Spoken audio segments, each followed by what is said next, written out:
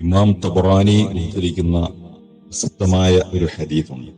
തിരുമേനി സല്ലല്ലാഹു അലൈഹി വസല്ലം അരുളി, ഉഗ്സൂ തഗ്നമു വസാഫിറു തസ്തഗ്നു വസൂമു തസിഹു.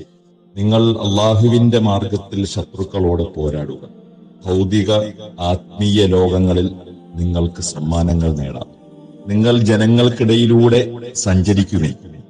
നിങ്ങൾക്ക് ലഭ്യമായ ജീവിത വിഭവങ്ങളിൽ നിങ്ങൾ ഐശ്വര്യബോധമുള്ളവരാകും. നിങ്ങൾ നോമ്പനുഷ്ഠിക്കുവിൻ.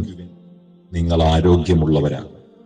ശുദ്ധ ഇസ്ലാം നിർദ്ദേശിച്ചിട്ടുള്ള സകല സൽക്കർമ്മങ്ങൾക്കും പിന്നിൽ ശ്രദ്ധേയവും ആകർഷണീയവുമായ ചില ലക്ഷ്യങ്ങളുണ്ട്.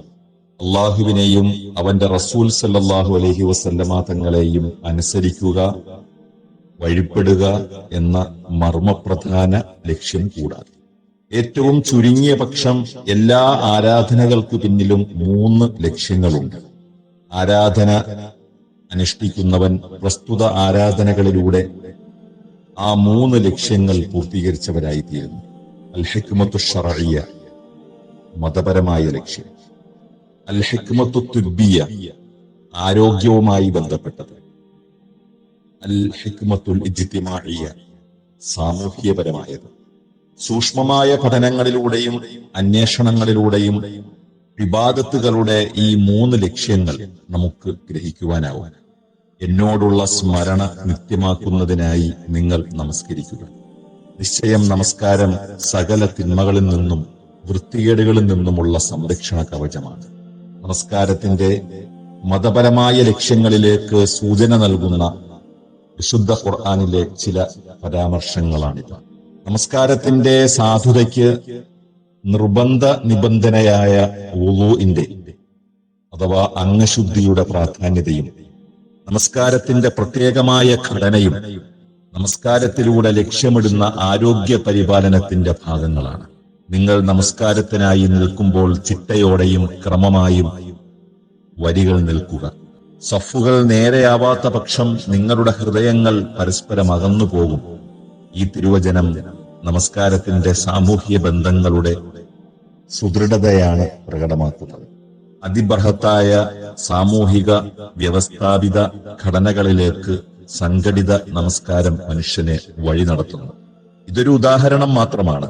നോമ്പിലും ഈ 3 ലക്ഷ്യങ്ങൾ നമുക്ക് ദർശിക്കാനാവും. അല്ലയോ സത്യവിശ്വാസികളെ, മുൻഗാമികളെപ്പോലെ തന്നെ നിങ്ങൾക്കും നോമ്പ് നിർബന്ധമായിരിക്കുന്നു. നിങ്ങൾ സൂക്ഷ്മതയുള്ളവരാകുന്നതിനു വേണ്ടി. ജീവിതത്തിൽ സൂക്ഷ്മത, ഇലാഹി സ്മരണ, അള്ളാഹുവിനെ വാഴ്ത്തൽ, കൃതജ്ഞതാബോധം, ഇങ്ങനെ പലതും നോമ്പിലൂടെ വിശ്വാസി ആർജിക്കേണ്ട മതപരമായ ലക്ഷ്യങ്ങളാണ്, അഥവാ ഹിക്മത്തുൻ ശർഇയ്യ. തുടക്കത്തിൽ സൂചിപ്പിച്ച ഹദീസിൽ തിരുനബി സല്ലല്ലാഹു അലൈഹി വസല്ലമ തങ്ങൾ നമ്മെ പഠിപ്പിച്ചത് നിങ്ങൾ നോമ്പനുഷ്ഠിക്കുവിൻ, ആരോഗ്യമുള്ളവരാകുവിൻ എന്നാണ്. രോഗചികിത്സാ രംഗത്ത്, അത് ഏത് വൈദ്യശാസ്ത്ര മേഖലയായാലും ആഹാര നിയന്ത്രണം ശ്രദ്ധേയമായ ഒരു ഭാഗമാണ്. ക്രമവും ശാസ്ത്രീയവുമായ ഉപവാസം മനുഷ്യനെ രോഗമുക്തനാക്കുമെന്നതിൽ വൈദ്യശാസ്ത്രത്തിൽ അഭിപ്രായ വ്യത്യാസമില്ല. സമൂഹത്തിൽ അവശത അനുഭവിക്കുന്ന പാവങ്ങളുടെയും പട്ടിണിക്കാരുടെയും ജീവിത ക്ലേശവും ത്യാഗവും പരാധീനതകളും ആത്മാർത്ഥമായി അനുഭവിച്ചറിയുവാൻ നോമ്പുകാരന് സാധിക്കണം. വലിയൊരു സാമൂഹ്യ നവോത്ഥാനത്തിന് തുടക്കം കുറിക്കുകയാണ് നോമ്പ്. നിരാലംബരെ ചേർത്ത് നിർത്തുവാനും ഇതരരുടെ സങ്കടങ്ങൾ നമ്മുടെ മനസ്സിൽ അഗ്നിയുണ്ടാക്കുവാനും നോമ്പിലൂടെ വിശ്വാസി പാകമാകുന്നു.